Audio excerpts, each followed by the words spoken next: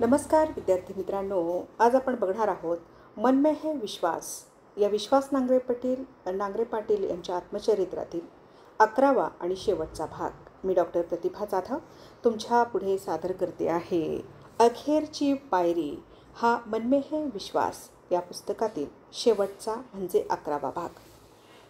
मुलाखतीत बाजी मारण्यासाठी काही मूलभूत कौशल्य आत्मसात करणं आवश्यक असतं.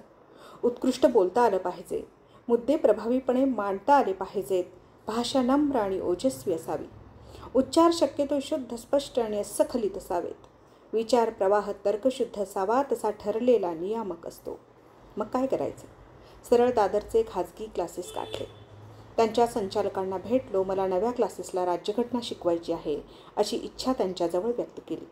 त्यांनी ती त्वरित मान्यही केली आणि मला 1 तासाचे 100 रुपये देऊ केले. 2 तासाचे 3 दिवसांचे 600 रुपये आठवड्याला मिळू लागले. दादासाहेब गायकवाड सेंटर व स्थानीय लोकाधिकार समितीच्या क्लासेसला जाऊनही शिकवायला लागलो. स्वतःचा खर्चही आता भागू लागला व भाषाशैली, आत्मविश्वास आणि संवाद कौशल्य वाढू लागलं. छबिलदास शाळेत भरणाऱ्या एका क्लासवर इंग्रजीत शिकवायला लागले. त्याची मात्र स्वतंत्र तयारी करावी लागली. मुंबईत IAM, CA किंवा कॉर्पोरेट लॉचा अभ्यास करणारी डेडिकेटेड मंडळी दिसतात, परंतु MPSC किंवा UPSCच्या अभ्यासाला फुल टाईम झोकून देणारी मंडळी कमी दिसतात. खरं तर मुंबईच्या कॉर्पोरेट जीवनशैलीत सरकारी नोकरीकडे करिअर म्हणून खूप कमी विद्यार्थी पाहतात. काही मोजकी मुलं जॉब सांभाळत या बिनभरवशाच्या अभ्यासाकडे वळतात. त्यामुळे अभ्यासाबाबत गंभीर असणारी आणि फार अक्कल नसणारी मुलं मुंबईच्या स्थानिक क्लासेसमध्ये नसायची. पण मीही त्यांच्यापेक्षा 1-2 वर्षांनी मोठा. शिवाय माझं इंग्रजी म्हणजे रेड्याच्या मुखातील ज्ञानेश्वरीसारखं. त्यामुळे ही मंडळी त्यांच्या कॉन्व्हेंटच्या भाषेत माझी टर उडवायला खोचक प्रश्न विचारायची. मीही तयारी करून यायला लागलो आणि त्यांना निरुत्तर करणारी उत्तरं देऊ लागलो. मुलाखतीसाठी बायोडेटावर तयारी सुरू केली. महाराष्ट्रातील ज्वलंत घडामोडीचं वाचन सुरू केलं. पुन्हा लोकराज्य, फ्रंटलाईन वाचायला लागलो. द हिंदू वर्तमानपत्राची सवय करून घेतली. विषयाची खोली कळायला लागली. ज्ञानाच्या कक्षा रुंदावू लागल्या. जमेल तिथे वेगवेगळ्या विषयांवरची व्याख्यानं ऐकायला जायला लागलो. इंडियन मर्चंट चेंबरच्या छोटेखानी हॉलमध्ये जागतिकीकरण व आर्थिक उदारीकरणावरचे विचार ऐकायला मिळायला लागले. J.F. रिबेरो, नाना पाटील, चंद्रा अय्यंगार, अविनाश धर्माधिकारी अशा सनदी अधिकाऱ्यांची भाषणं आवर्जून ऐकली. रेडिओवरचा स्पॉटलाईट कार्यक्रम ऐकू लागलो. TV वरचे वेगवेगळ्या विषयावरचे डिबेट्स व पॅनल चर्चा दृष्टिकोन विकसित करू लागल्या. गावाची, नावाची, शैक्षणिक पार्श्वभूमीची, आवडत्या छंदाची सगळी माहिती संकलित केली. त्याच्यावर वेगवेगळ्या अंगानं प्रश्न तयार केले. त्याची जुजवी उत्तरंही कागदावर लिहून काढली. उत्तरातून अपेक्षित असे पुढचे नवे प्रश्न तयार होतील याची विशेष दक्षता घेतली. मित्रांमध्ये मॉक इंटरव्ह्यू सुरू केले. संतोष पाटीलला सोबत घेतलं व त्याच्या ओळखीनं बड्या अधिकाऱ्यांना भेटायला सुरुवात केली. त्यांच्या व्यक्तिमत्वाचा बारकाईने अभ्यास करायला सुरुवात केली. संतोष आमच्याबरोबर अभ्यास करायचा, पण त्याचा जास्त वेळ लायब्ररीपेक्षा मंत्रालयातच घुटमळण्यात जायचा. तो राज्यसेवा मुलाखतीला 2 वेळा धडकून आला होता, पण त्याच्या डोक्यात नेहमी उद्योग, व्यवसाय, राजकारण घुमत राहायचं. त्यानं वेळीच आपली वाटचाल बदलली. स्पर्धा परीक्षेला रामराम ठोकला. आज एक यशस्वी उद्योजक म्हणून नावारूपाला आला आहे. त्याचे लग्गे भारी होते. विद्यार्थी दशेतही त्याच्याकडे मंत्रालयात घुसायला रेडीमेड पास असायचे. संतोषचा राजपत्रित अधिकाऱ्यांचा गोतावळा मोठा होता. त्यामुळे मला वरिष्ठ अधिकाऱ्यांना भेटता आलं. त्यांच्याकडून मुलाखतीच्या अनुषंगाने टिप्स घेतल्या. मला तो ओळखीनं त्यावेळचे MPSCचे सदस्य बापट सरांकडेही घेऊन गेला होता. सरांनी दंगलीच्या काळात मुंबईचे पोलीस आयुक्त म्हणूनही काम केलं होतं. त्यांच्याकडून जातीय सलोखा, तणावाची परिस्थिती कशी हाताळली जाते, कमिशनरेट व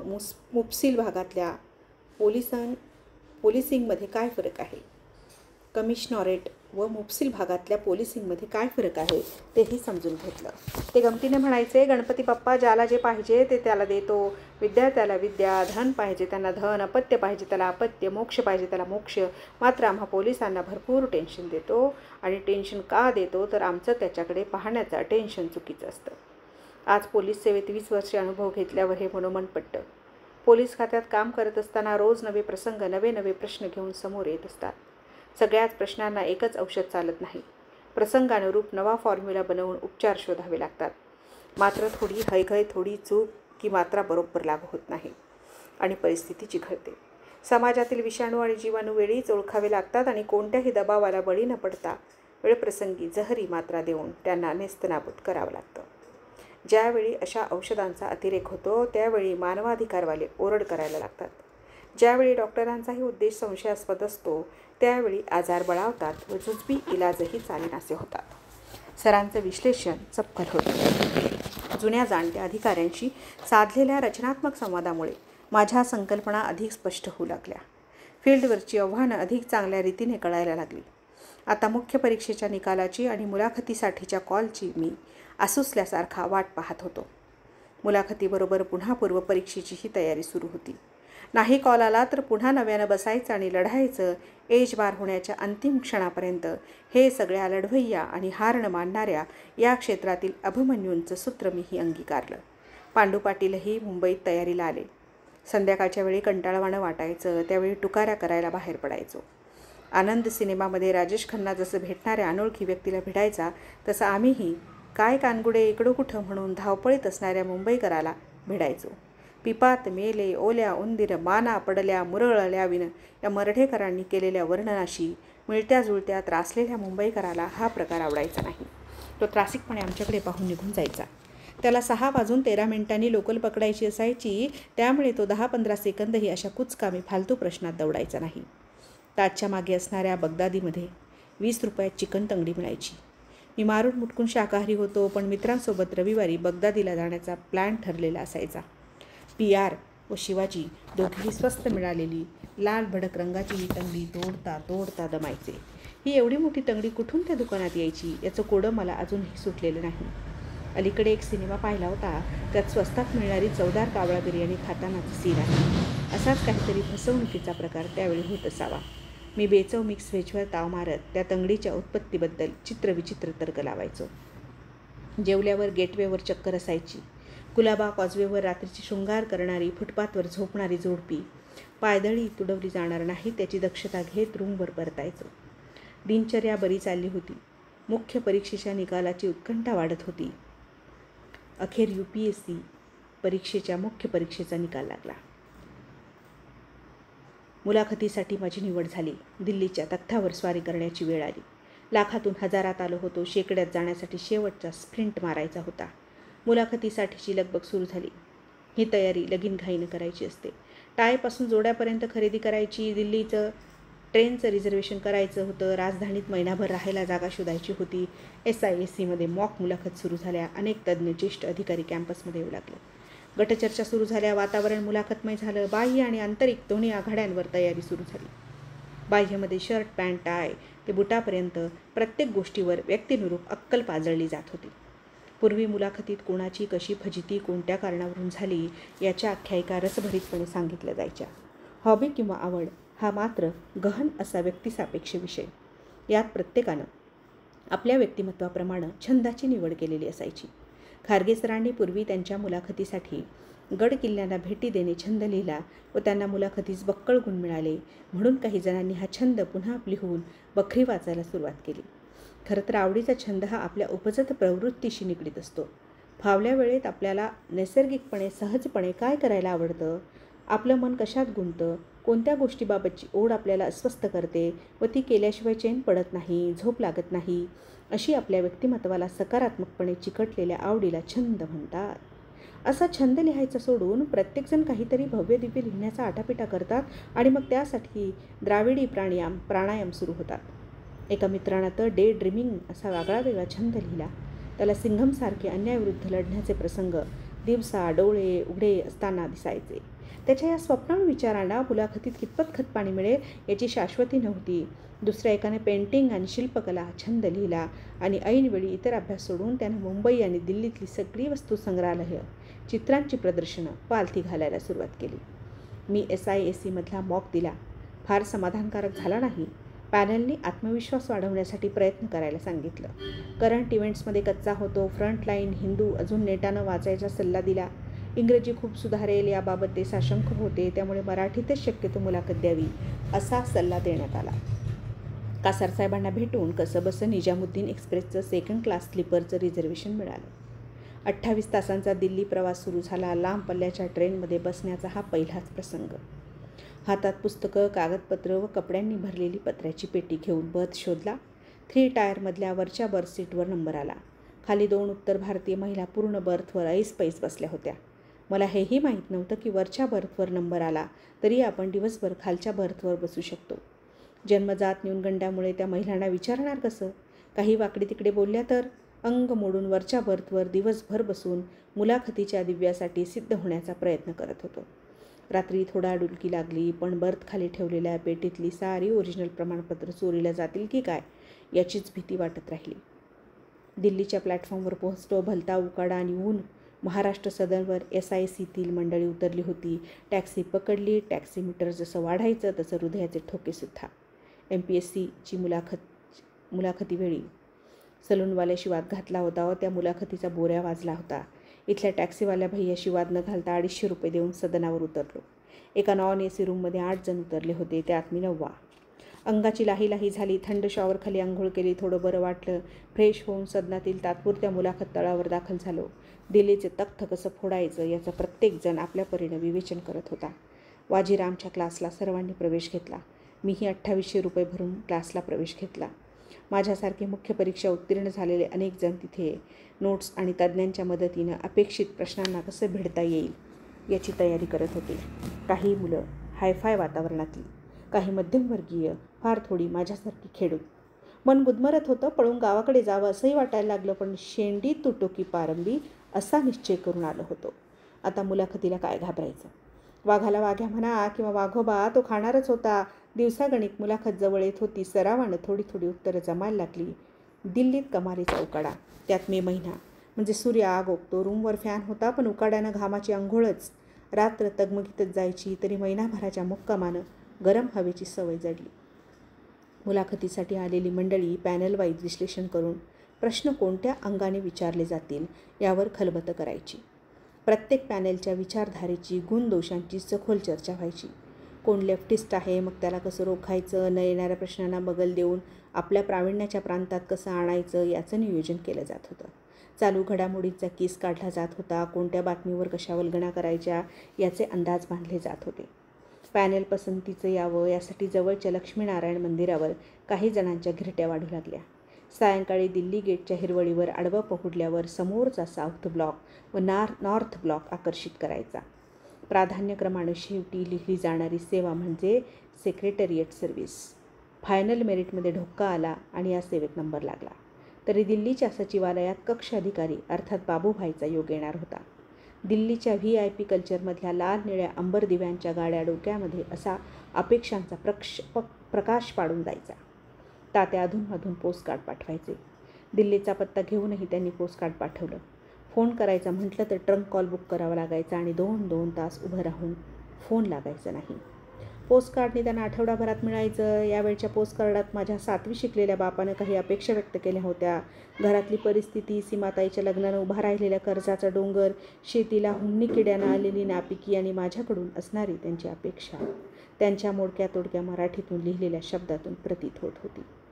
मला गावी सगळेजण भावड्या म्हणतात. तात्यांनी पत्राचे शेवट एका पेटवणाऱ्या ओळीने केला होता.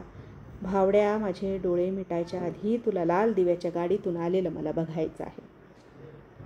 माझ्या अडाणी बापाचं हे वेडं स्वप्न पूर्ण करण्यासाठी आधीच पेकाट मोड येतोपर्यंत आणि बुडाला फोड येईतोपर्यंत अभ्यास करून इथपर्यंत पोहोचलो होतो. आता इथून मोकळ्या हाती परतायचं नाही. मुलाखत मुलुकगिरी गाजवूनच जायची अशी साक्ष शरीराच्या प्रत्येक रोमारोमानं दिली आणि तो मुलूक मैदानाचा दिवस उजाडला. व्यवस्थित इस्त्री करून घडी केलेला वेश परिधान केला. घासून पुसून दाढी केली. मिशा सलग नव्हत्या, त्यांना थोडासा तलवार कट मारला. लाईट निळा शर्ट, नेव्ही ब्लू पॅन्टवर काळा पट्टा, ऑक्सफर्ड पॅटर्नचा बूट असा एकूण पेहराव. टाय घालायचा की नाही द्वंद्व मनात अजून होतच. शेवटी 3 ते 4 वेळा समोसा नॉट बांधून टाय घालायचा प्रयत्न केला. मात्र टायच्या लांबीनं गोंधळ घातलाच. कधी तो आख उडतं, कधी लांब व्हायचा. 4 वेळा गाठ बांधल्यानं तोही चुरगळून गेला. वैतागून टायचा नाद सोडला. सर्टिफिकेट आणि कागदपत्रांची फाईल घेतली व सायकल रिक्षा पकडून घोलपूर हाऊस गाठलं. UPSCच्या इमारतीत तसा पहिल्यांदाच प्रवेश करत होतो. नोटीस बोर्डवर नाव तपासलं. लेफ्टनंट जनरल सुरेंद्रनाथ यांच्या बोर्डासमोर नाव पाहताच कापरं भरलं. दरदरून घाम फुटला. सुरेंद्रनाथ हे त्यावेळी UPSCचे चेअरमन होते. ज्यांचं माध्यम इंग्रजी नाही त्यांच्या बाबतीत हा लष्करी अधिकारी पूर्वग्रह बाळगतो व गुणही कमी देतो अशा काही अफवा आणि अनुभव कानी पडले होते. मी आतमध्ये गेलो. बापूही पोहोचला होता. तोही माझ्यासोबतच सुरेंद्रनाथांच्या सावजांपैकी एक. त्याचं दुसरं एक अवघड दुखणं होतं. गुटख्यांच्या व्यसनाने इतका पोखरला होता की सलग 2-3 तास गुटख्याविना काढणं हे त्याच्या दृष्टीने दिव्य होतं. कारकुनाजवळ बसून मी सगळ्या कागदपत्रांची पडताळी करून घेतली. आवश्यक त्या प्रती सरकार दप्तरी जमा केल्या व पॅनेलच्या कॉन्फरन्स रूम बाहेरील छोटेखानी सभागृहात दाखल झालो. बापूचा संयम संपला. त्यानं गुटख्याची पुडी फोडलीच, मात्र संयंतपणे 10 मिनिटं गुटख्याचा स्वाद घेतल्यावर त्याला तरतरी आली. सोबतीला तो टूथब्रश आणि टूथपेस्ट घेऊन आला होता. तोंडाचा भपकारा येऊ नये म्हणून बाथरूममध्ये जाऊन मस्त ब्रशही करून आला. सभागृहाला लागून पॅनलची कॉन्फरन्स रूम होती. मुलाखतीपेक्षा उमेदवारांना क्रमांकवार बाहेर बाकावर बसवलं. साधारणपणे 30 ते 35 मिनिटं प्रत्येक उमेदवाराची मुलाखत चालायची. माझ्यापुढे एक नागपूरचा उमेदवार होता. दिल्लीच्या उकाड्यातही तो 3 पीस सूटमध्ये मुलाखतीसाठी आला होता. स्मार्ट दिसणाऱ्या व अस्सखलीत इंग्रजी बोलणाऱ्या उमेदवाराची सहज ओळख काढली. तो पठ्ठ्या भलता हुशार होता. त्याचा अकॅडमिक रेकॉर्ड अचंबित करणारं होतं. त्याने मुंबईच्या IIT-मधून BTech केल्यानंतर अहमदाबादला IIM व मधून MMS केलं. सिव्हिल सर्व्हिसमध्ये जाण्यासाठी अमेरिकेतल्या एका मल्टीनॅशनल कंपनीच्या गलेलठ्ठ पगाराच्या नोकरीची ऑफर धुडकावून लावली. आम्ही आमचाही बायोडाटा चोरून पाहिला. आमच्या डिग्रीत फक्त एकच पदवी, ती पण BA इतिहास, शिवाजी विद्यापीठ, कोल्हापूर. इंद्राचा ऐरावत व गंगूतेलाची घोडी अशी मला त्याची आणि माझी जोडी भासू लागली. अगोदरच असणारा न्यूनगंड असा अधूनमधून प्रसंग आणि व्यक्तिगणिक उसळी मारायचा. अशावेळी तात्यांचं पत्र काम करायचं. हळूच पत्र काढून बापाच्या पत्रातली शेवटची ओळ वाचली आणि मग काय, वीज पेटली, ऊर्जा नसानसात भिनली, आत्मविश्वास जागृत झाला आणि माझा नंबर आला. मी हळूच दरवाजा ढकलला आणि उच्चारलो, "मे आय कम इन सर?" मान वर न करता चेअरमननी "येस प्लीज" म्हणून आत बोलवलं. हातातली फाईल सांभाळत तरातरा खुर्चीपर्यंत गेलो आणि सर्वांना "गुड मॉर्निंग सर" म्हणून अभिवादन केलं. इथली मुलाखतीची पद्धत भारीच होती. उमेदवाराची खुर्ची पॅनलच्या टेबलपासून काही अंतरावर ठेवली होती. अशा बैठक व्यवस्थेमुळे तुम्ही पॅनलला नकशिकान दिसता. तुमची पायाची चुळबुळ, बसण्याची पद्धत आणि एकूण देहबोलीवर असणारा प्रभाव काही क्षणात पॅनलच्या ध्यानात येतो. मला बसण्याचा इशारा करण्यात आला. माझ्या शेजारच्या खुर्चीत एक महिला येऊन विराजमान झाल्या. माझ्याशी त्यांची मिसेस कुलकर्णी म्हणून ओळख करून देण्यात आली. त्या आमच्यासाठी इंटरप्रिटर होत्या. माझं मराठी माध्यम असल्यानं त्यांना आमचं संभाषण अनुवादित करायचं होतं. म्हणजे पॅनल इंग्रजीत विचारणार, कुलकर्णी मॅडम मराठीत करून आम्हाला सांगणार, आम्ही मराठीत उत्तर देणार, ते मॅडम पॅनलला इंग्रजीत करून सांगणार. अशी आमची दळभद्री परिस्थिती. चेअरमनने फार वेळ बायोडाटा पाहिला नाही, कारण पाहण्यासारखं त्यात फार काही नव्हतंच. NCCC सर्टिफिकेट, नेमबाजी स्पर्धेत विद्यापीठात रौप्य पदक, BAची डिग्री आणि समोर गावरान मुलगा, दॅट्स इट. त्यांनी गुगली टाकली. "Mister Narayan, you have opted Marathi medium for the personality taste. Why don't you speak in English?" Me गडबडलो. "Sir, I am from rural background. My English is not that good. May I express myself in my mother tongue please?" माझं उत्तर दया व भीक मागणाऱ्या पामराप्रमाणे दयनीय व गुळमुळीत होतं. ते पुन्हा आग्रहाने म्हणाले, "you try in broken English mister Narayan." आता दुसऱ्यांदा त्यांनी मला माझ्या बापाच्या नावानं बोलवलं होतं. कदाचित महाराष्ट्रात आडनाव, स्वतःचं नाव व नंतर बापाचं नाव लिहिण्याची पद्धत असते. माझ्या नावाचा शेवटही नारायण होत होता. त्यामुळे पॅनलचा गोंधळ झाला असावा असा माझा भ्रम झाला. मला राहवलं नाही. मी धाडसाने बोललोच, "sir, Narayan is my father's name. My name is विश्वास." पण हे माझं धाडस खूप महत्त्वाचं होतं. मागच्या वर्षी अविनाश हतगलची अशीच गल्लत झाली. पूर्ण मुलाखतभर त्याला रामराव म्हणून वडिलांच्या नावानंच बोलवलं. नावात काय आहे म्हणून त्यानंही त्याकडे दुर्लक्ष केलं आणि जातेवेळी चेअरमनने त्याला "थँक्यू अविनाश" म्हणून निरोप दिला होता आणि मार्कही जुजबी दिले होते. या सगळ्या गोष्टींचं चर्वित चर्वण मुलाखतीच्या तयारीच्या वेळी झालं असल्याने प्रसंगावधान राखून मी माझ्या नावाची दुरुस्ती करून घेतली. शेवटी मनात म्हटलंही, आम्हालाही माकडा आणि टोपीवाल्याची गोष्ट आमच्या पूर्वजांनी म्हणजे जुन्या उमेदवारांनी सांगितली आहे. इंग्रजीचा आग्रह पॅनल सोडत नव्हतं. इथे न्यूनगंड सोडणं महत्त्वाचं होतं. मी "आय विल ट्राय सर" म्हणून होकार देऊन टाकला. सुरेंद्रनाथांच्या चेहऱ्यावरचं बेरकी स्मितहास्य माझ्या नजरेतून सुटलं नाही. त्यांनी माझा बायोडेटा पुन्हा पाहिला व मला इंग्रजीत विचारलं, "mister Narayan, sorry mister Vishwas, you are graduated in 1993. No further degree? What were you doing these long 4 years? Were you exclusively preparing for civil services?" आणि मी त्वरित उत्तर दिलं, "yes sir, Simultaneously, I am doing some constructive social work for positive change in my village. The village are affected by many negative, disruptive, and backward tendencies. The droughts and ill yields have brought pessimism and lethargy, resulting in addiction and delinquency, mainly in youth. Sir, we have established one NGO at my village which was for the upliftment of the rural youth as well as for disseminating rational, scientific, and viable ideas. Amongst rural folks, we have made the beginning by establishing well-equipped library and study center for the students preparing for SSC, HSC and various other competitive examinations. मी हे सगळं एकादमात न अडखळता अस्सखलीत इंग्रजीत फाड बोललो होतो. या माझ्या उत्तरानं पॅनलमधील इतर मंडळींनीही चष्म्याच्या वरच्या भागातून माझ्याकडे कौतुकाने पाहिलं. सुरेंद्रनाथ तर हसून म्हणाले, mister Vishwas, you speak fluent English, very good. पण त्यांना मी आत्ता कसं सांगू की उत्तर मी घोकून पाठ करून ठेवलं होतं. ग्रॅज्युएट झाल्यानंतर काय करतो आहेस हा अपेक्षित प्रश्न होता. सर्वसाधारणपणे सर्व उमेदवारांना विचारला जातो आणि अशा फुलटॉस बॉलवर मी षटकार लावणं हे स्वाभाविक होतं. माझं खरं इंग्रजी लगेचच सुरू झालं आणि माझं पितळ उघड पडलं. समोरच्या पॅनलमध्ये अब्राहम हे महाराष्ट्र केडरमधील IAS अधिकारी होते. त्यांनी माझे ऐच्छिक विषय विचारले. मराठी साहित्य हा एक ऐच्छिक विषय असल्याचं कळताच त्यांनी मला दुसरा बाउन्सर टाकला. Mister Vishwas, can you explain why the drama Ghashiram Kotwal became controversial. उत्तर मला ठाऊक होतं, पण सांगायचं कसे यात गोंधळलो. मी अडखळत सुरुवात केली. Sir, Ghashiram Kotwal is a Marathi play written by Vijay Tendulkar in 1972 as a response to the rise of Shivsena. The play caused controversy because some people believed that it hurt the feelings of Chitpavan Brahmin community and that it showed the statesman Nana Fadnavis as behind woman person. एकतर उच्चारात गोंधळ, शिवाय behind वुमनचा अर्थ पॅनलला गेला. मी कुलकर्णी मॅडमकडे कटाक्ष टाकला. म्हणालो, madam please त्यांना बिहाइंड वुमेन म्हणजे स्त्रीलंपट असं सांगा. मॅडमनी त्या शब्दाचं वुमेनायझर असं स्पष्टीकरण देतात थोडासा हशा फुटला. मी थोडा रिलॅक्स झालो. बॅट स्थिर झाली होती. अण्णा हजारेंचं आंदोलन त्यावेळी राष्ट्रीय पातळीवर चर्चेला होतं. मला त्यांनी अण्णांच्या राळेगण सिद्धीच्या प्रयोगाबद्दल विचारलं. सुदैवानं मी मित्रासोबत राळेगण सिद्धीला जाऊन 2 दिवस राहिलो होतो.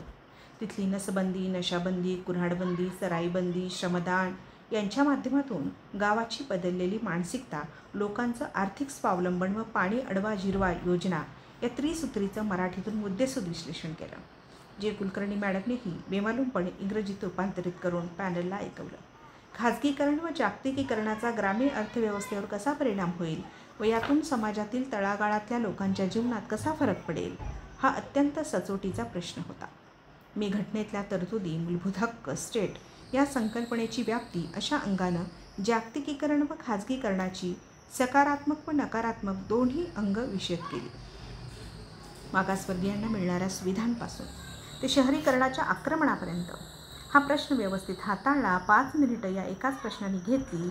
युनोची पुनर्रचना कशी करता येईल या आंतरराष्ट्रीय विषयावरच्या प्रश्नावर मात्र माझी भंबेरी उडाली. रचनाच व्यवस्थित माहीत नसल्यानं पुनर्रचना कशी सांगणार. पुढचा प्रश्न इतिहासावरचा होता, थोडा खोचकही होता. भारतीय इतिहासातल्या कोणत्या महनीय व्यक्तीनं तुम्हाला भुरळ घातली आहे. Which personalities in Indian history fascinate you. इतिहासाचा वाका मोठा, त्यात असणारी कालखंडनिहाय व्यक्तिमत्व महत्तेमध्ये, पराक्रमामध्ये, विद्वत्तेमध्ये एकापेक्षा एक सरस. मी क्षणभर विचार केला व उत्तर दिलं, वैयक्तिकरित्या माझ्या आयुष्यावर व विचारांवर 3 महनीय व्यक्तींचा प्रभाव आहे. एक छत्रपती शिवाजी, दुसरे महात्मा गांधी आणि तिसरे डॉक्टर बाबासाहेब आंबेडकर. पुढचा प्रश्न याच प्रश्नाला धरून होता. काय फरक होता गांधीजी व बाबासाहेबांच्या अस्पृश्यांच्या उद्धारासंबंधी धोरणांमध्ये. तुम्ही कोणत्या विचारांचा जास्त पुरस्कार करता. नेमकं उत्तर देणं जिकरीचं होतं. मी सुरुवात केली. दोघांनाही सामाजिक न्याय व समतेवर आधारित समाजरचना अभिप्रेत होती, पण दोघांचंही उद्दिष्ट साध्य करण्याचा मार्ग आणि साधनं वेगवेगळी होती. गांधीजींना जातव्यवस्थेमध्ये सुधारणा घडवून आणायच्या होत्या, तर आंबेडकरांना तिचं समूळ उच्चाटन करायचं होतं. आंबेडकरांच्या मते जोपर्यंत जातीव्यवस्था आहे तोपर्यंत अस्पृश्यता राहील. गांधीजींनी उच्चवर्णीयांच्या मतामध्ये परिवर्तन आणण्यासाठी सत्याग्रह केले, उपोषणं केली. मात्र आंबेडकरांनी सत्याग्रह हे या क्षेत्रासाठी कुचकामी हत्यार आहे असं प्रतिपादन केलं. दोघांची मतांतरं जातीय निवाड्याच्या वेळी शिगेला पोहोचली. गांधीजींना हिंदू धर्मांतर्गत अस्पृश्यता संपुष्टात आणायची होती, तर आंबेडकरांनी हिंदू धर्माचा त्याग करून बौद्ध धर्माची दीक्षा घेऊन या रोगावर उपाय शोधण्याचा प्रयत्न केला. उत्तर बरं जमलं होतं. पुढचा प्रश्न माझ्या राजाबद्दल होता, ज्यांचं नाव घेतलं की अभिमानानं ऊर भरून येतो, नसा ताठरतात आणि धमन्यातून रक्त सळसळायला लागतं, त्या शिवरायांसंबंधी. पॅनलनं पुढची गुगली टाकली. What of the concept of स्वराज्य आणि व्हाय Shivaji is considered to be the great Nobel king. हा प्रश्न ऐकताच मी हरकलो. मला माझ्या अभिमानासंबंधी, अख्ख्या महाराष्ट्राच्या दैवतासंबंधी बोलायला कुठून सुरुवात करावी हा प्रश्न पडला. मी माझ्या मायबोलीतून सुरुवात केली. सर्वसामान्य रयतेसाठी निर्माण केलेलं सार्वभौम कल्याणकारी राज्य म्हणजे स्वराज्य.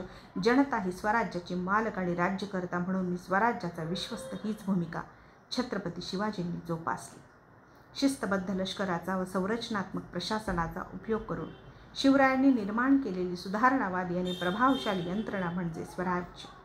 त्या काळात प्रचलित महिलांना युद्धातील लूट समजणं, धार्मिक स्थळांचा विध्वंस करणं, गुलामगिरी आणि जबरदस्तीनं धर्मांतर अशा प्रथांना व परंपरांना महाराजांनी प्रतिबंध घातला. छत्रपती शिवाजींचं जीवनचरित्र हा एक चमत्कार आहे. एका जन्मात एवढ्या सगळ्या उपलब्धी निर्माण करणं हे अचंबित करणार आहे. त्यांनी युद्धशास्त्राचे नियम बदलले, कामाची विभागणी केली, कररचना बदलली, वशिलेबाजी व भ्रष्टाचाराचं उच्चाटन केलं, नैतिकता, शिस्तबद्धता आणि विश्वसनीयता प्रशासनाचं स्तोत्र बनवलं, समतेचे तत्त्व स्वीकारलं, त्याचं शेतीविषयक धोरण, त्यांचं पर्यावरण नीती, नवीन गोष्टींचा पुढाकार, सहकार्यांना प्रेरणा, आदेशाची साखळी, अधिकार व कर्तव्य यांचा समतोल, गनिमी कावा, गुप्तहेर खातं, घोडदळ व आर्मरांचा प्रभावशाली वापर, त्यांचं नियोजन, नेतृत्व, समर्पण, दूरदृष्टी, व्यापार नीती, गडकिल्ल्यांची उभारणी, महिला व भिन्न धर्मांविषयीचा आदर, या व अशा सगळ्या विलक्षण आणि पुरोगामी वैशिष्ट्यांनी त्यांचं वेगळेपण उठून दिसतं. त्यांच्या उक्ती आणि कृतीतून त्यांचे महान आणि थोर व्यक्तिमत्व जागोजागी प्रकट होतं. खरं तर त्यांना भारताच्या आधुनिक राष्ट्रवादाचे आणि धर्मनिरपेक्ष स्वराज्याचे संस्थापक म्हणणं अधिक उचित होईल. खरं तर छत्रपती शिवाजींच्या मृत्यूनंतर मराठ्यांनी 22 वर्ष मुघलांशी केलेल्या संघर्षातच शिवाजींनी रुजवलेल्या राष्ट्रभक्ती व राष्ट्रनिष्ठेच्या मूल्यांची प्रचिती येते. मी बोलत असतानाच पॅनलने माझं उत्तर थांबवलं. या माझ्या शक्तीस्थळांच्या प्रांतात मला फार वेळ मुलुकगिरी करू द्यायची नव्हती. त्यानंतर मुलाखतीची दिशा अपेक्षेप्रमाणे नेमबाजीकडे वळली. बायोडाटामध्ये विद्यापीठ पातळीवर रौप्य पदक असल्यानं या विषयाची माझी चांगली तयारी होती. यावरचा प्रश्न असा होता की what do you have inside you to hit the bulls I. टार्गेटवर अचूक नेम साधता येईल असे कोणते गुण तुझ्यात आहेत? नेमबाजीत शरीर पूर्णपणे स्थिर ठेवण्याचा सराव करावा लागतो. चाप खेचणारे बोटच फक्त हलायला हवं. तुमची शस्त्र, तुमच्या गोळ्या, तुमचं टार्गेट सगळं काही वेगळं असतं. प्रतिस्पर्ध्याच्या क्षमतेच्या विचारापेक्षा स्वतःच्या नेमबाजीच्या तंत्राकडे पूर्ण लक्ष लावलं तर लक्ष साध्य होतं. मी उत्तर दिलं, सर, माझ्याकडे पराकुटीचा संयम आणि मनावर कठोर नियंत्रण आहे. मला ट्रिगर व्यवस्थित खेचता येतो. अचूक उत्तम नेम धरण्याचा माझा सराव आहे. मी काय झालं किंवा काय होणार यापेक्षा मी काय करतो यावर माझं पूर्ण लक्ष असतं. मी माझ्या क्षमतेविषयी साशंक नाही. माझी इच्छाशक्ती दृढ आहे. मनाची शिस्त हाच माझ्या कौशल्याचा कणा आहे. मी पॉज घेऊन मराठीतून बोलत होतो. कुलकर्णी मॅडम त्याच आवेशाने ते इंग्रजीत पॅनलसमोर मांडत होत्या. अर्धा तास उलटून गेला. लेफ्टनंट जनरल सुरेंद्रनाथांनी आखरी सवाल, मिस्टर विश्वास, मैं आपसे हिंदी में पूछूंगा म्हणत विचारलं. इस दुनिया में आप क्यों आए हो? थोडा एक्सप्लेन कीजिए. हा अनाकलनीय प्रश्न होता. मी थोडा गांगरलोच. इनिंगमधला शेवटचा बॉल आणि सेंचुरीसाठी 5 धावा हवा होता. षटकात मारायला पर्याय नव्हता. पण काय उत्तर देणार? या जगात आणायला एकतर ईश्वर आणि दुसरे आईवडील जबाबदार. मी स्वतःहून थोडाच आलो. पण मला प्रश्नाचा रोग समजला. पॅनलला माझ्या जीवनाचं उद्दिष्ट विचारायचं होतं. त्यांना माझी भविष्यकाळाची दिशा जाणून घ्यायची होती. कलेक्टर, कमिशनर होण्यासाठी आलो आहे असं उत्तर दिलं असतं तर कदाचित माझी भौतिक पातळी कळली असती. जनतेची सेवा करायची आहे, जनतेसाठी काम करायचं, यासाठी आलो आहे असं म्हटलं असतं तर पठडीतलं बेगडी वाटलं असतं. मी माझ्या भूतकाळाकडे डोकावून पाहिलं. ठिगळ लावले चड्डीपासून सुरुवात करून घोलपूर हाऊसमधल्या उच्चभ्रू अतिवरिष्ठ मंडळींसमोर देशातल्या सर्वोच्च सेवेसाठी पात्र करणाऱ्या मुलाखतीपर्यंत पोहोचलो होतो. मला महाविद्यालयात इंग्रजीच्या प्राध्यापकांनी शिकवलेली ला मांचाची कविता आठवली. ती मला वाचताक्षणी एवढी भावली होती की मी ती तोंडपाठच केली होती. मी पॅनलला सांगितलं, सर मला वाटतंय माझ्या आयुष्याचं उद्दिष्ट मला माझ्या शिक्षकांनी शिकवलेल्या एका कवितेवर आहे. आपली परवानगी असेल तर ती कविता आपल्याला म्हणून दाखवायची इच्छा आहे. पॅनलने परवानगी दिली व त्या कवितेच्या तजेलदार, पेटवत्या, प्रभावशाली, प्रेरणादायक ओळी मी पॅनलसमोर आवेशानं उद्धृत केल्या. To dream the impossible dream, जे अशक्य आहे ते स्वप्न मला पाहायचं आहे. टू फाईट द अनबिटेबल फो, ज्या शत्रूचा कोणी पराभव करू शकत नाही त्याच्याशी मला युद्ध करायचं आहे. To bear with unbearable sorrow, कोणालाही सहन न होणारं दुःख मला सहन करायचं आहे. To run where the brave dare not to go, ज्या ठिकाणी शूरवीर जाण्यास कचरतात तिथे मला धावून जायचं आहे. To right the unforgivable wrong, जे अक्षम्य आहे त्याला मला दुरुस्त करायचं आहे. To love the pure and chaste from afar, पवित्र आणि सत्य त्यावर मला निष्ठा आणि प्रेम ठेवायचं आहे. To reach the unreachable star, तो दूरवरचा तारा मला गाठायचा आहे. दिस is my quest to follow the star, no matter how hopeless, no matter हाव फार. हीच माझी दुर्दम्य इच्छा आहे, तो तारा गाठण्याची. कितीही निराशा पदरी पडो आणि कितीही दूरचं अंतर असो, माझ्या प्रतिज्ञेला फरक पडत नाही. To fight for the right without questions, without pause, to be willing to march into the hell for heavenly cause. हा लढा देताना, हा संघर्ष करताना कोणताही प्रश्न विचारायचा नाही, कोणताही थांबा घ्यायचा नाही. माझी नरकातही जायची तयारी आहे, मात्र त्यासाठी असणारं कारण स्वर्गीय असलं पाहिजे. सर, मी या जगात कदाचित संघर्ष करायला आलो आहे. आतापर्यंत प्रतिकूल परिस्थितीशी संघर्ष करत इथपर्यंत पोहोचलो आणि हा संघर्ष करत सिस्टीममध्ये दाखल झालो. तर उर्वरित आयुष्य हे सिस्टीममधल्या नकारात्मक, वाईट आणि असामाजिक वृत्तीच्या विरुद्ध संघर्ष करत राहील. माझं लांबलचक उत्तर संपलं. माझ्या भावनिक आणि संवेदनशील भूमिकेमुळे पॅनल विस्मयचकित झालेलं दिसलं. सुरेंद्रनाथांनी थँक्यू विश्वास, बेस्ट ऑफ लक अशा शुभेच्छा दिल्या. माझी मुलाखत संपली. मी बाहेर आलो. माझ्या विजयी मुद्रेकडे पाहून बापू उच्चाला, काय भावड्या, लॉटरी लागली वाटतं. मला माहीत नव्हतं की मी एक इमोशनल फूल म्हणून माझ्याकडे पॅनलने विस्मयाने पाहिलं की एक कमिटेड उमेदवार म्हणून. आता हा विचार करून काय उपयोग.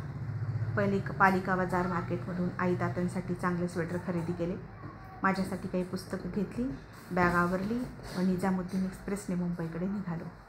ट्रेननं जाते वेळेस मांचाच्या कवितेच्या शेवटच्या ओळी, ज्या मी मुलाखतीत विचारल्या नव्हत्या त्याही आठवल्या. And I know if I will only be true to this glorious quest, that my heart will lie peaceful and काम when I am led to my rest. And the world will be better for this, that one man scorned and covered with scares still strives with his last ounce of courage to reach the unreasonable star. माझी ही दुर्दम्य इच्छा कधी सत्यात उतरेल, जेव्हा युद्धभूमीवर एक सैनिक लढाईत जखमांनी घायाळ होऊन शेवटची विश्रांती घेत असेल आणि त्या ताऱ्याला आपल्या कवेत घेण्यासाठी, ते अंतिम ध्येय गाठण्यासाठी त्याचे शेवटचे सर्व श्वास धैर्य व संयमाने मार्गक्रमण करत असतील. त्याला एकाच वेळाने झपाटलं आहे की जगभरातून त्याच्यासाठी श्रद्धांजली अर्पण करतानाचे शब्द असतील की तो शूरवीर अखेरपर्यंत लढला. जीव घेण्या वेदना, असंख्य जखमा त्याच्या शौर्याची, महत्त्वाकांक्षेची वाट रोखू नाही शकल्या. तो शेवटच्या श्वासापर्यंत असीम त्यागाचा, दुर्दम्य हौतत्म्याचा तारा गाठण्यासाठी कटिबद्ध होता. माझ्या आजच्या मानसिकतेशी मी या ओळींची अनेकदा तुलना करतो. काय आहे त्या अनामिक आकर्षित करणाऱ्या मृत्यूचं गूढ? का वाटतं की पराक्रम गाजवत देशासाठी धारातीर्थी पडावं? तर गौरवशाली सन्मानाचा मृत्यू का बरं खुणवतो? 26/11च्या रात्री विषमयुद्धात अतिरेक्यांशी झुंजताना या ओळींची प्रत्यक्षात प्रचिती येत होती. मी आणि माझा बॉडीगार्ड अमित खेतलेनी ज्यावेळी ताजमध्ये प्रवेश केला त्यावेळी समोर रक्ताच्या थारोळ्यातले मृतदेह मृत्यूची चाहूल देत होते. AK-47च्या फैरी व ग्रेनेडचे आवाज हेही अंतिम ध्येय जवळ असल्याचा बिगुल वाजवत होते. ज्यावेळी दुसऱ्या मजल्यावर 13व्या मिनिटाला अतिरेक्यांशी धुमचक्री झाली व माझ्या पिस्तुलातील 3 फैरींना AK-47च्या 30 फैरींचं प्रत्युत्तर मिळालं, त्यावेळी ताजच आपली समाधी असेल अशी खात्री पटली. पण छत्रपती शिवरायांनी शिकवलेला गनिमी कावा सोबत होता. समयसूचकता व प्रसंग अवधान राखून चढाई केली. शस्त्रापेक्षा पोझिशन महत्त्वाची म्हणून 6वा मजला गाठला. 20व्या मिनिटाला आम्ही केलेल्या आकस्मिक आणि अनपेक्षित गोळीबारामुळे जवळजवळ 1 तास अतिरेक्यांनी एकही फैर झाडली नाही. त्यांना हे युद्ध जास्त काळ चालवायचं होतं. जगाचे लक्ष वेधायचं होतं. त्यामुळे आपली पोझिशन अधिक सुरक्षित होईल यावर त्यांनी लक्ष दिलं. 5वा 4था 3रा मजला तपासत आम्ही तळमजल्यावर आलो. भीषण आणि जीवघेणी शांतता होती. कदाचित ते तेथून पसार झाले काय असा समाज झाला. तेवढ्यात 2 ग्रेनेड ब्लास्ट झाले. ज्यावेळी आम्ही दक्षिण बाजू तपासत होतो त्यावेळी ते अतिरेकी उत्तर बाजूच्या 6व्या मजल्यावर गेले. मी अधिक कुमक मिळवण्यासाठी ताजच्या मुख्य प्रवेशद्वाराजवळ गेलो. एका जिप्सीचा आडोसा घेऊन 2 मिसरूडही न फुटलेले SRPFचे जवान राहुल शिंदे, समाधान मोरे उभे होते. मला पाहताच ते समोर आले. सलाम केला. मी त्यांना त्यांच्या प्लाटूनबद्दल विचारलं. त्या दोघांना मुख्य प्रवेशद्वाराजवळ नेमलं असल्याचं त्यांनी सांगितलं. बुडत्याला गाडीचा आधार अशीच परिस्थिती. आतमध्ये पुन्हा मृत्यूचं तांडव सुरू झालं. आपल्या आयुष्यात देशासाठी मारायची किंवा मरायची पुन्हा एवढी मोठी संधी येणार नाही याची जाणीव माझ्या छोट्याशा टीमला करून दिली. पुन्हा लिफ्ट पकडली. थेट उत्तर बाजूचा 6वा मजला गाठला. हा पाठलाग 12:30पर्यंत चालू होता. मृत्यूला हुलकावण्यात येत आम्ही आगेकूच करत होतो. शेवटी CCTV रूममध्ये पोहोचलो. CCTV रूममधून आम्हाला त्यांची अचूक पोझिशन कळली. त्यांनी 5 निरपराध नागरिकांना बंधक बनवलं होतं. त्यांचे हात बांधून त्यांना रायफलच्या बटणी मारत ते नराधम खाली येण्याच्या प्रयत्नात होते. या परिस्थितीची नेमकी माहिती मी वायरलेसवरून त्याच वेळेस पोलीस आयुक्त गफूर साहेब व जॉईंट CP मारिया साहेबांना दिली. गफूर साहेबांनी जोपर्यंत नेव्हीचे कमांडो पोहोचत नाही तोपर्यंत अतिरेक्यांना तिथेच रोखून ठेवण्याचे आदेश दिले. स्पष्ट शब्दात CPंना मी विश्वास दिला. जोपर्यंत आमच्या जीवात जीव आहे तोपर्यंत आम्ही त्यांना रोखून धरू. वी विल नॉट अलो them to come down to we die. हे सगळं संभाषण कंट्रोल रूममध्ये ध्वनिमुद्रित झालं आहे. आमच्या छोट्याशा टीमनं 2:45 वाजेपर्यंत अतिरेक्यांशी 2 हात करत त्यांना 6व्या मजल्यावर रोखून धरलं. आम्ही CCTV रूममधून त्यांची हालचाल टिपू शकत होतो व ते ज्यावेळी बंधकांना घेऊन खाली येण्याचा प्रयत्न करायचे त्यांच्यावर आम्हाला आकस्मिक गोळीबार करता येत होता. मात्र 2:45च्या सुमारास त्यांनी आमची जागा अचूक हेरली व आमच्या मजल्यावर सलग ग्रेनेड हल्ले केले. लाकडी नक्षीकाम केलेला मजला पेटला. भली मोठी महागडी पेंटिंग पेटली. आग व धूर आमच्या CCTV रूममध्ये घुसला. येथे जळून मरण्यापेक्षा बाहेर जाऊन लढून मरू म्हणून आम्ही निर्णय घेतला. लाईन फॉर्मेशनमध्ये आम्ही बाहेर पडलो. मात्र 4थ्या मजल्यावरून त्यांनी AK-47 रोखून ठेवल्याच होत्या. अचानक झालेल्या गोळीबारानं आमची टीम तुटली. आमची शस्त्रही कमी पडली. मी व राजवर्धन बॉलरूमपर्यंत पोहोचू शकलो. अमितला 3 गोळ्या लागल्या. त्याच्या पोटाला चाटून गेलेली गोळी राहुलच्या छातीत घुसली. PI ढोले, PSI काकडे आगीमध्ये जखमी झाले. ताजचे कर्मचारी पूर्व व नौशेर हेही जखमी झाले. पाठीमागच्या दरवाजाने ते सर्व बाहेर पडू शकले. राहुल मात्र धारातीर्थी पडला. दुसऱ्या दिवशी त्याचा शहीद मृतदेह आणण्यासाठी मी गेलो होतो. त्यावेळी रिगर मॉर्टिसनं राहुलचा देह ताठर झाला होता. युनिफॉर्म जळाला होता. रायफलचा बट मात्र तसाच खांद्यावर होता. ट्रिगर गार्डमध्ये त्याचं बोट होतं. संगीन वरच्या दिशेने रोखलेली आणि डोळे सताड उघडे. जणू काही दिलेल्या शब्दाला जागलो की नाही अशी साक्ष तो मला देत होता. एक 55 वर्षाचे अंमलदार तुकाराम ओंबाळे AK-47 धारी कसाबवर एका लाठीच्या जीवावर झेपावतात. त्याच्यावर झडप घालतात. 5 गोळ्या शरीरात घुसल्या तरी पकड ढिली होत नाही आणि जिवंत अतिरेकी पकडला जातो. ज्यावेळी देशासाठी लढताना मृत्यू साथ घालतो त्यावेळी एक स्वर्गीय कारण त्या मृत्यूशी जवळीक करण्यासाठी नेहमी प्रेरणा देत राहतं. हा माणसातला हाराकिरीचा गुण मला का वेडावून जातो? का मरण जे सन्मानपूर्वक आहे ते अपमानित जीवनापेक्षा शतपटीने आकर्षित करतं? हा द्वंद्वाचा भाग आहे. प्रवृत्तीचा यात संयोग आहे. आतल्या बाहेरच्या संस्कारांनी ही प्रवृत्ती बनत असते व चारित्र्य घडत असतं. कुठेतरी मी प्राचीन चीनची गोष्ट वाचली होती. चीनी लोकांनी शांततेत राहण्याचा संकल्प केला. त्यांनी चीनची ग्रेट भिंत बांधण्याचा निश्चय केला. त्यांनी ती एवढी उंच बांधली की त्यांना वाटलं की हे ओलांडणं कोणत्याही शत्रू राष्ट्राला अशक्यप्राय आहे. मात्र त्यानंतरच्या 100 वर्षात त्यांच्यावर 3 यशस्वी आक्रमणं झाली व भिंत पार करून शत्रूचं सैन्य आतमध्ये घुसू शकले. 3ही वेळा शत्रूंनी भिंतीचं संरक्षण करणाऱ्या भ्रष्ट पहारेकरांना लाच दिली व ते थेट दरवाजा वाटे आत घुसू शकले. चीनी लोकांनी ग्रेट वॉल बांधली पण त्यांची सुरक्षितता सांभाळणाऱ्या सैनिकांचं चारित्र्य बांधायला ते विसरून गेले. त्यातून विश्वासघातकी गद्दार असे अनेक सूर्याजी पिसाळ त्यांनी जन्माला घातले. म्हणूनच इतर सर्व भौतिक प्रगतीची शिखर बांधण्याच्या अगोदर चारित्र्य बांधणं आवश्यक आहे आणि विद्यार्थ्यांच्या मूलभूत ढाच्यामध्ये हीच गोष्ट जाणीवपूर्वक पेरली पाहिजे. एका पौरात्य विचारवंतानं म्हटलं आहे की कोणत्याही नागरी संस्कृतीचा विनाश करण्याचे 3 मार्ग आहेत.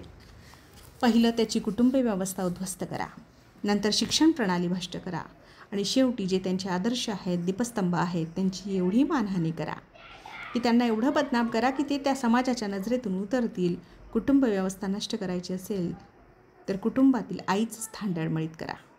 तिला एकदा घर सांभाळणारी स्त्री म्हणून घेण्याची लाज वाटू लागेल तेव्हा ती संस्कार करण्यात अपयशी ठरेल. शिक्षण व्यवस्था ढासळायची असेल तर शिक्षकांचं समाजातलं महत्त्व कमी करा. विद्यार्थ्यांच्या मनातली त्यांची प्रतिमा आदर संपुष्टात येईपर्यंत त्यांना तुच्छ लेखा आणि समाजातील आदर्श संपवायचे असतील तर बुद्धिवंतांचा अपमान करा. त्यांच्यावर शिंतोडे उडवा. त्यांच्या विचारांविषयी एवढा संशय निर्माण करा की कोणी त्यांचं गंभीरपणे ऐकणार नाही, कोणी त्यांच्या विचारधारेचा अवलंब करणार नाही, की कोणी त्यांनी दाखवलेल्या मार्गावर चालणार नाही. आणि हो, एकदा विवेकी आई गायब झाली, विद्येसाठी आयुष्य असणारा ध्येयवादी गुरु खचून गेला आणि सर्वस्व त्यागणाऱ्या समर्पित वृत्तीच्या बुद्धिवंतांचा राज झाला की नव्या पिढीला मूल्यांचं शिक्षण कोण देणार? चुकलं, भ्रमिष्ट झालं तर योग्य आणि सत्यनिष्ठेचा मार्ग कोण दाखवणार? कुसुमाग्रजांच्या ओळी मनात पुन्हा घुमायला लागल्या. सूर्यकुळाचा दिव्य वारसा प्रिय पुत्रांनो तुम्हा मिळे. काळोखाचे करुण पूजन घुबडाचे व्रत धरू नका. तरुणाईचे बळ देशाचे जपा वाढवी तरुपरी. करमणुकीच्या गटारगंगा त्यात स्वतःला क्षाळू नका. आजकाल मुलं TV व मोबाईलवर इतके बिझी झाली आहेत की त्यांना अंगण, परस, शेणाचा सडा, म्हशीची धार, शेतातील मक्याची कणसं इंटरनेटवर दाखवावं लागतं. दूधवाला देतो तो पॉपकॉर्न मशीनमधून बाहेर येतं असं त्यांना वाटत असतं. आजची पिढी खूप हुशार आहे, तल्लख बुद्धीची, फास्ट आहे. मात्र माझा थोडा मागासलेला विचार असेल ती सुसाट धावत चालली आहे भौतिक सुखांच्या मागे. त्यांचं भावनिक विश्व व्हर्च्युअल व्हायला लागलं आहे. फेसबुक, व्हॉट्सअप, ट्विटरनी त्यांच्या भोवती माया चालविलं आहे. मी माझा दृष्टिकोन कदाचित बापूंच्या तत्त्वज्ञानाच्या आधारे अजून चांगल्या रीतीने मांडू शकेन. पण आजकाल बापूंचं तत्त्वज्ञान लगे रहो मुन्नाभाई अशा सिनेमातूनच शिकवावं लागतं. मुन्नाभाईला एका सुंदर रेडिओ जॉकीला प्रभावित करण्यासाठी बापूंच्या जीवनावरील 10 प्रश्नांची उत्तरे द्यायची असतात. मग तो त्याचा मित्र सर्किटला विचारतो, अरे ओ बापू कौन है? सर्किट उत्तर देतो, अरे ओ जो 500 की नोट पे फोटो है वो है बापू. मुन्नाभाई पुन्हा कुतूहलाने विचारतो, वो पोलीस या आर्मी में था क्या? सर्किट उत्तर देतो, अरे नहीं, उसका बॉडी भी खास नहीं दिखता था, वो तो ज़्यादा कपड़े भी नहीं पहनता था, लेकिन उसने अंग्रेज़ों की वाट लगा दी. उचलले से तू मीठ मुठभर साम्राज्याचा खचला पाया, साबरमती के संत तूने कर दिया कमाल, दे दी हमें आझादी बिना खडक बिना ढाल. आजच्या पिढीला बापू पाहिजे आहेत, पण नोटांच्या बंडलसोबत. बापूंनी ज्या गोष्टी आचरणात आणायला सांगितल्या त्या त्यांना कालबाह्य वाटत आहेत. काय कारणं आहेत? वाढत चाललेल्या नैतिक मूल्यांच्या अधपतनाची व विचार प्रवाहाच्या ऱ्हासाची. स्वातंत्र्य मिळालं तेव्हा समाजातील उच्चभ्रू वर्गाच्या त्यागाला महत्त्व दिलं गेलं. त्यातून स्वराज्य सुराज्य या संकल्पना पुढे आल्या. भूदान, ग्रामदान, संपत्तीदान या विनोबांच्या मोहिमेचा कणाही बापूंचा विचारच होता. काही लोकांचे स्वार्थ, हाव, लालसा आज लाखोंच्या गरजांवर कुरघोडी करताना दिसतात. पण चॅरिटी बिगन्स ॲट होम सुरुवात मी माझ्यापासून करणार. बापूंना जे परिवर्तन अभिप्रेत होतं त्या संकल्पनेचा एक शिलेदार मी होणार. खरं तर बापूंच्या स्वप्नातला बलशाली भारत रूढ अर्थाने, आधुनिक शस्त्रांनी, क्षेपणास्त्रांनी युद्धसज्ज असा नव्हता. तो होता सर्वसमावेशक विचार आणि संस्कृतीनं समृद्ध मानवतेची सेवा करण्यासाठी कटिबद्ध असा लोकशाहीची कास धरणारा संपन्न देश. विचारांच्या तंद्रीत मुंबईत पोहोचलो. आमदार निवासवर बॅग ठेवली. गेटवे ऑफ इंडियाजवळ फेरफटका मारला. पुन्हा 1.5 महिन्यांवर पूर्वपरीक्षा होती. अंतिम निकाल नकारार्थी लागला तर पुन्हा चक्रव्यूहाचं रहाडगाडगं समोर होतंच. पेटेट लायब्ररीत पोहोचलो. आत्ता UPSCची मुलाखत दिली असल्यानं स्टेटस वाढलं होतं. सगळेजण आत्मीनं बघत आणि बोलत होते. काही दिवस तरी या सन्मानाची मजा घ्यायला मिळणार होती.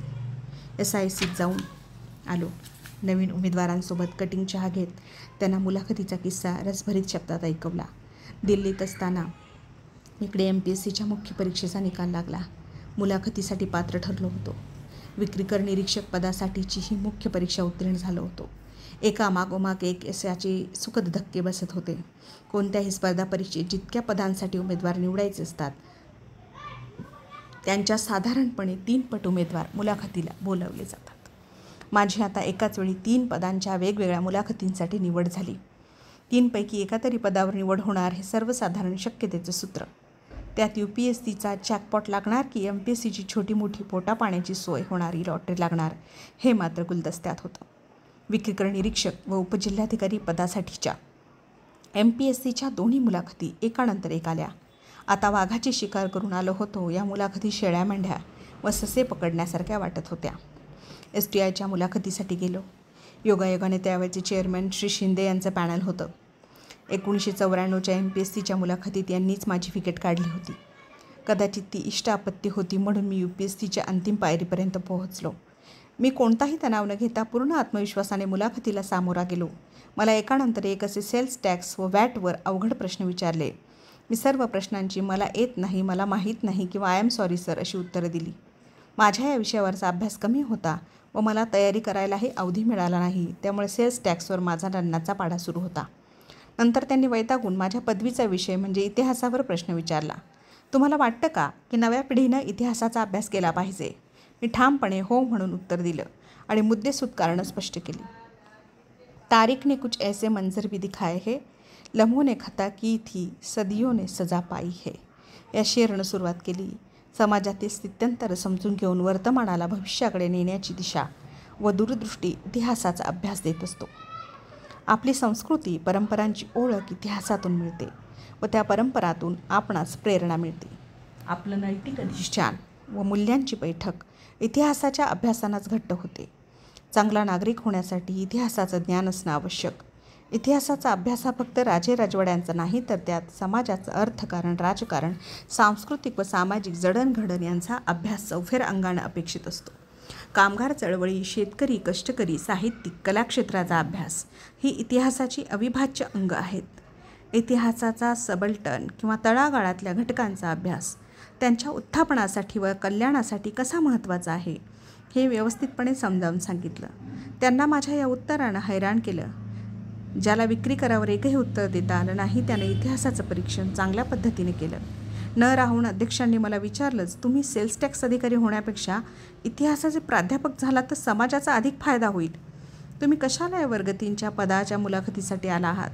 मी नम्र व खरं उत्तर दिलं. मी इतिहासात पदवी घेतली आहे. इतिहासात पदव्युत्तर शिक्षण घेत आहे. UPSCला इतिहास हाच ऐच्छिक विषय आहे. आतापर्यंत इतिहासाचा अभ्यास केला म्हणून इतिहासावरच्या प्रश्नाला योग्य न्याय देऊ शकलो. खरं तर परीक्षा ज्या पदासाठी होतात, मग ते महसूल, पोलीस, विक्रीकर की उत्पादन शुल्क असो, त्या पदाच्या कामाचा आणि परीक्षेच्या अभ्यासक्रमाचा काही एक संबंध नसतो. निवड झाल्यावर उमेदवारांना त्या त्या विषयाचं व खात्याचं प्रशिक्षण देण्यात येतं. जर आतापर्यंत तुम्ही मला केलेल्या अभ्यासामुळे इतिहासात पारंगत आहे असं म्हणत असाल, तर उद्या विक्रीकर क्षेत्रात तुम्ही मला निवडलं तर तिथे व्यावसायिक प्रावीण्य मिळवून पारंगत होईल आणि UPSCची अंतिम मुलाखत दिली आहे, अजून निवड झालेली नाही. जर त्यात अपयशी झालो तर थेट गावाकडे जाऊन बैल घेऊन अवताकडे जावं लागेल. विक्रीकर निरीक्षक झालो तर निदान उदरनिर्वाहासाठी रोजगार तरी मिळेल. माहीत नाही. त्यांनी यानंतर काय मला काही विचारलं नाही, सरळ जायला सांगितलं. मात्र मुलाखतीत 60 पैकी 55 मार्क दिले. महाराष्ट्रात मी विक्रीकर निरीक्षक पदांच्या गुणवत्ता यादीत दुसरा होतो. उपजिल्हाधिकारी पदासाठीची राज्यसेवेची मुलाखतही अशीच झाली. पहिल्या मुलाखतीच्या वेळी कमालीचं टेन्शन, मनात धाकधूक, अनुभव नव्हता, पुरेसं प्रौढत्व नव्हतं. एवढंच काय दाढीही पूर्ण आली नव्हती. यावेळी मात्र पुलाखालून खूप पाणी वाहून गेलं होतं. 3 मुलाखतींचा अनुभव, पॅनेलची भीती लेफ्टनंट जनरल सुरेंद्रनाथांनी काढून टाकली होती. तिसरी मुलाखत असल्यानं MPSCचं पॅनल कमी अधिक परिचयाचं झालं होतं. चेहरे ओळखीचे, कॅसेट रिवाइंड करून वाजवण्याचा अनुभव घ्यायचा होता. या मुलाखतीत मात्र आत्मविश्वासानं प्रश्नांना सामोरं गेलो. मूलभूत हक्क व राज्यांची मार्गदर्शक तत्त्व यावर मस्त बॅटिंग केली. दोन्हीतला फरक आणि दोन्हींचं महत्त्व तुलनात्मक पद्धतीने मांडलं. घटनेचा सरनामा पाठ होताच तोही म्हणून दाखवला. केशवानंद भारती जजमेंटच्या आधारे घटनेच्या मूलभूत स्वरूपावर टीकात्मक टिप्पणी केली. एकूण भारतीय राज्यव्यवस्थेवर जास्त वेळ चर्चा केली. घटनादुरुस्तीनं महिलांसाठी दिलेले 30% राखीव जागांचं धोरण योग्य आहे का या प्रश्नावरही सद्यस्थितीतील सरपंचपती संकल्पना मांडली व तरीही महिला सबलीकरण व सक्षमीकरणाच्या दृष्टीनं हे महत्त्वाकांक्षी पाऊल असल्याचं कारणमीमांसा करून सांगितलं. ज्युडिशियल रिव्ह्यू व ज्युडिशियल ॲक्टिव्हिजमवर प्रश्न विचारला. ज्युडिशियल रिव्ह्यूचा अधिकार, न्यायसंस्थेचे कार्यकारी व कायदेमंडळापासून विभाजन व न्यायसंस्थेचा स्वायत्त दर्जा या अनुषंगाने या प्रश्नावर टिप्पणी केली. घटनेची मूलभूत रचना सुरक्षित ठेवण्याच्या दृष्टीनं हा अधिकार कसा महत्त्वाचा हे पटवून सांगितलं. कलम 32 व 226 मधील 5ही रीटचे अधिकार पाठ होते.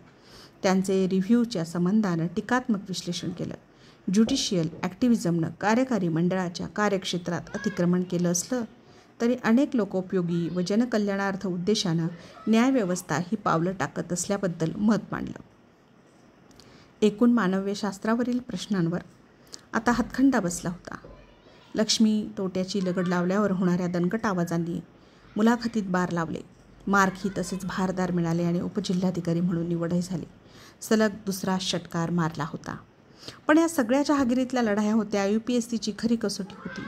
आशिया खंडात सर्वात कठीण आणि विस्तृत अशा परीक्षेच्या निवड प्रक्रियेच्या अंतिम यादीत स्थान मिळतं का, हे प्रतिष्ठेचं होतं.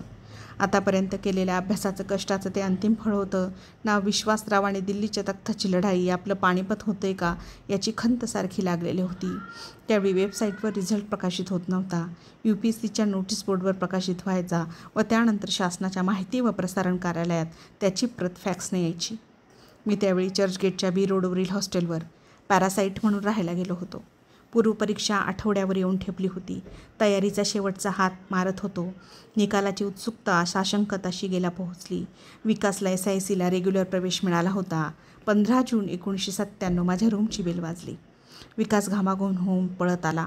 त्याला अशा अवस्थेत पाहताच काय झालं असं मला धस्त झालं. गावाकडून काही बरी वाईट बातमी तर आली नाही, पण मला पाहताच त्यानं घट्ट मिठी मारली व म्हणाला, भाऊ तुझा रँकवरती आला, तू IPS झालास. माझा क्षणभर विश्वास बसला नाही. गेली 4 वर्ष मर राबल्याचं फळ मिळाल्याचा तो अत्युच्च आनंदाचा क्षण. गेली 4 वर्ष चातकासारखी या क्षणाची वाट पाहिली. युद्धमैदान मारलं, बापाचं स्वप्न पूर्ण केलं, मला कधी एकदा तात्यांच्या पायाला स्पर्श करून ही बातमी सांगतो असं झालं. त्यांच्या म्हातारपणाकडं हळूहळू झुकणाऱ्या किलकिलणाऱ्या डोळ्यात या बातमीनं जगायचं मोठं बळ येणार होतं. मी डोळे मिटले, देवाचे आभार मानले, तात्यांना फोन केला, माझी IPSमध्ये निवड झाल्याचं सांगितलं. त्यांना अगोदरच विकासनं कळवलं होतं. त्यांच्या अश्रूंनी बांध फोडला. भावड्या माझ्या वाघा एवढेच उद्गार ते काढत होते. आमच्या आयुष्याचं सार्थक झालं रे बाबा, असं आई फोनच्या मागून गहिवारून बोलत होती. देवाचे आभार मांडण्यासाठी ओळीनं सगळ्या मंदिरामध्ये गेलो. सगळ्या नातेवाईकांनी आत्याच्या घरी गर्दी केली. माझं भरभरून कौतुक सुरू होतं. ज्यांनी एक दिवस सेटल व्हायचं बघा म्हणून मला हिणवलं ते विजू अक्काचे पतीही जवळ आल्याने अभिमानानं म्हणाले, भावड्या कमाल केलीस. आनंद पवारांनाही गावाकडे बातमी समजली. आता त्यांना IPS म्हणजे काय याचा उलगडा झाला नव्हता. त्यांना पोलीस अधिकारी झाला असं समजल्यानं त्यांनी गावातले पोलीस स्टेशन गाठलं व तिथल्या हवालदाराला विचारलं, अहो आमचा भावड्या IPS झाला, ही IPS काय भानगड आहे. त्यांनाही जिल्ह्याचा पोलीस प्रमुख म्हणजे सुप्रिटेंडंट ऑफ पोलीस हा IPS असतो एवढंच माहीत होतं. त्यांनीही बिनधास्त IPS म्हणजे इंडियन पोलीस सुप्रिटेंडंट असं ठोकून दिलं. मी IPS झालो, पण त्यातला S हा सुप्रिटेंडंट नसून सर्व्हिससाठी आहे. सेवा हे व्रत समोर ठेवून अविरतपणे या मातीची, या देशाची सेवा करण्याची. एवढ्या कमी वयात एवढ्या मोठ्या जबाबदाराची संधी मिळाली. खरं तर हा अर्धविराम होता. 20मधून 60पर्यंत एक मिशन समोर उभं ठाकलं होतं. युद्धाच्या मैदानावर उतरायची संधी मिळाली. गेली 18 वर्षे या युद्ध मैदानात लढतो आहे, भिडतो आहे, संघर्ष करतो आहे. पाठी वळून बघताना काही वेळा समाधान वाटतं, काही वेळेला खिन्नता येते. यशापयशाचे प्रसंग आठवतात, आशा निराशेच्या गर्ता आठवतात, तर काही वेळेला अडचणींचा सामना करत मिळवलेलं दैदिप्यमान यश आठवतं. ही प्रसंगाची उतरण नैतिक आणि सैद्धांतिक हेलकाव्यांनी काही वेळा डळमळीतही होते. अनेक वेळा सिस्टीमशी मतभेद झाले, वाद झाले, पण प्रत्येक दिवस नवा अनुभव देणारा. प्रत्येक प्रसंगागणिक, अनुभवागणिक माझ्या आतमध्ये भावनिक स्थित्यंतर झाली. 26/11च्या रात्री मार्गदर्शन करणारे, पाठिंबा देणारे वरिष्ठ अधिकारी आणि जीवाची बाजी लावणारे सोबती गमावले. गलबला होतो, वेदना होतात. जेव्हा जेव्हा त्यांच्या स्मृती अंतर्मनात जागृत होतात, पण असीम दुर्दम्य प्रेरणाही मिळते त्यांच्या सर्वोच्च त्यागातून, बलिदानातून. 26/11च्या त्या काळरात्रीनं माझ्या आयुष्याबद्दलच्या संकल्पना बदलल्या. त्यापूर्वीचा मी आणि आत्ताचा मी यामध्ये जमीन आसमानचं अंतर आहे. खरं तर बदल हाच प्रकृतीचा नियम. या प्रसंगावेळी माझ्या स्वत्वाची खरी कसोटी लागली. सीतेला पावित्र्याच्या परीक्षणासाठी ज्या अग्निदिव्यातून जावं लागलं, तसा घटनेनंतर क्षण धगधगीतून, आगीतून जाण्याचा योग मलाही आला. त्रास झाला, मनस्ताप झाला, पण शेवटी सत्य हेच खणखणीतपणे बाहेर येतं. त्याला कधी कधी उशीर होतो. ते बाहेर येईपर्यंत तगमग वाढते. द्विधा मनस्थिती, आशा निराशेमधलं द्वंद्व आतून बाहेरून हिलकावून टाकतं. हो, त्या रात्रीच्या पोलिसांच्या प्रत्येक प्रतिक्रियेची राम प्रधान समितीनं सूत्रबद्ध पद्धतीनं रीतसर चौकशी केली. लांबलचक प्रक्रिया चालली. जाब जबाब घेण्यात आले. सगळे कागदपत्रांचे पुरावे तपासण्यात आले. CCTV फुटेज, टेलिफोन रेकॉर्डिंगपर्यंत प्रत्येक गोष्टीचा तपशीलवार अभ्यास करण्यात आला. श्री बालचंद्रन हे रॉचा अनुभव असलेले कसलेले सेवानिवृत्त IPS अधिकारीही समितीचे सदस्य होते. सेवानिवृत्त केंद्रीय गृहसचिव राम प्रधान व बालचंद्रन साहेबांनी प्रत्येक घटनास्थळाला भेट दिली. वरिष्ठ अधिकाऱ्यांच्या मुलाखती घेतल्या. विस्तृत व्यावसायिक शिफारशींचा वस्तुनिष्ठ प्रधान आयोग अहवाल महाराष्ट्राला सादर केला. त्याच्या अहवालाची सुरुवातच माझ्या व माझ्या तरुण सहकाऱ्यांच्या कामगिरीचं मूल्यमापन करत होती. The committee was greatly impressed with speed and urgency with which the Mumbai police machinery as a whole reacted to the unfolding of events at 5 different venues in short span of time.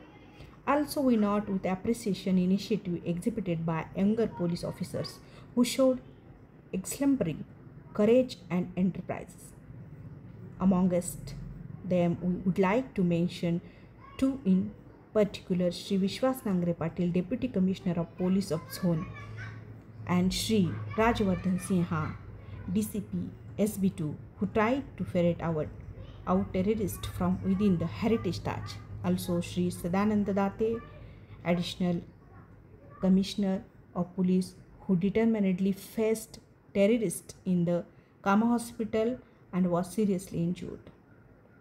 समितीच्या या प्रेरक व प्रशंसनीय शब्दांनी हत्तीचं बळ दिलं. या अमानवी हल्ल्याच्या पूर्वी केलेल्या तयारीबद्दल त्यांनी सविस्तर टिप्पणी लिहून मी घेतलेल्या प्रतिबंधक उपाययोजनांच्या प्रशंसा केली. प्रतिबंध व प्रतिक्रिया या दोन्ही कसोटीला मी खरा उतरलो. आयुष्यात याच दोन गोष्टी खूप महत्त्वाच्या आहेत. वाईटाला, संकटाला प्रतिबंध केला की आपोआप सावध आणि यशस्वी प्रतिक्रिया दिली जाते.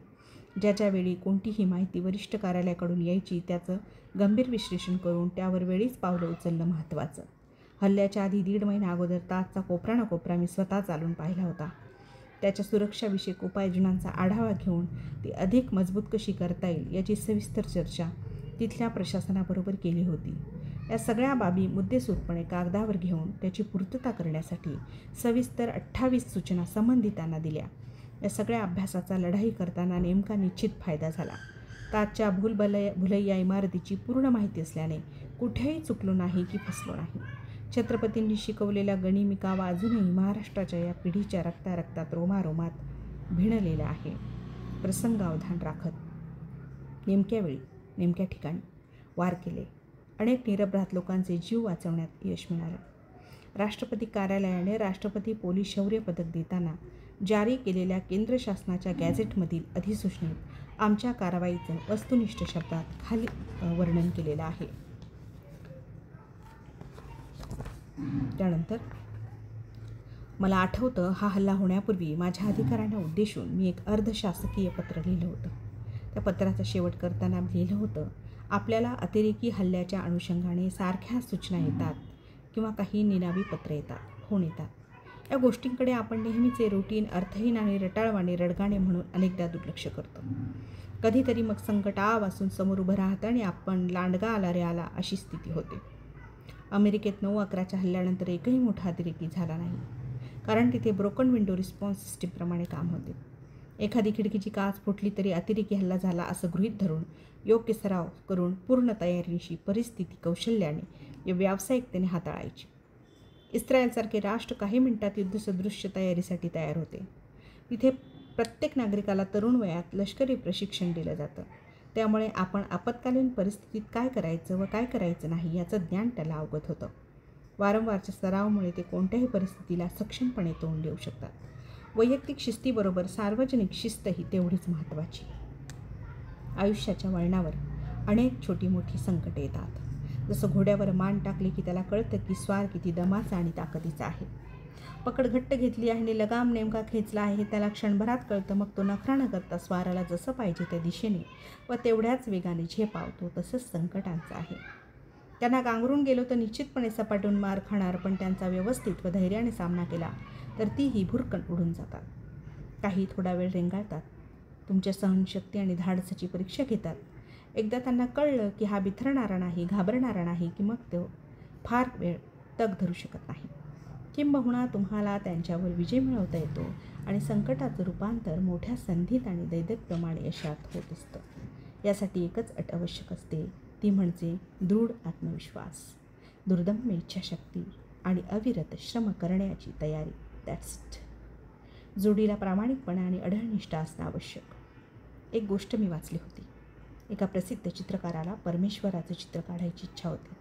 तो मित्रांशी सल्लामसलत करतो. त्याचा मित्र त्याला सुचवतो, एक 5-6 वर्ष वयाचा गोड मुलगा निवड, त्याला समोर बसव आणि त्याचं चित्र काढते, थेट कृष्णासारखं होईल.